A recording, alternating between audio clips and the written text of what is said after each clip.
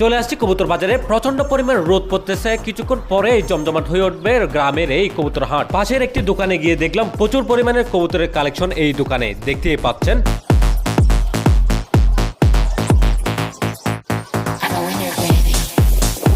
এই যে দেখতে পাচ্ছেন একটা লাল চুল্লি কবুতর, এটা নেওয়ার জন্য আমি বের করছি, দেখা যাচ্ছে এটা নর, সো আমি নিলাম না। এই যে এই ব্ল্যাক কালারের লক্কা কবুতরটা আমার অনেক বেশি পছন্দ হয়েছে, এটা নেওয়ার জন্য আমি অনেক বেশি চেষ্টা করতেছি, দরদাম চলতেছে, দেখা যাক নেওয়া যায় কিনা। এই যে বাইরে কিন্তু বাজার জমজমাট হয়ে উঠেছে, দেখতেই পাচ্ছেন।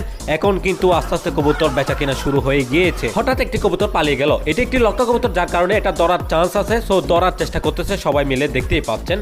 এদিকে দেখেন কবুতর বিক্রি করতে আসছে সে, কবুতরগুলা নিয়ে খেলা করতেছে, ডাকাডাকি করাচ্ছে, এনজয় করতেছে কবুতরগুলা নিয়ে। এগুলোর জন্যই আসলে আমরা কবুতর পালন করে থাকি। আজকে এই বাজারে তেমন কবুতর পছন্দ না হওয়াতে আমি জাস্ট প্লাস্টিকের এই ডিমের পাত্রগুলা নিয়ে আসলাম। So guys, tata bye bye, দেখা হচ্ছে নেক্সট ভিডিওতে।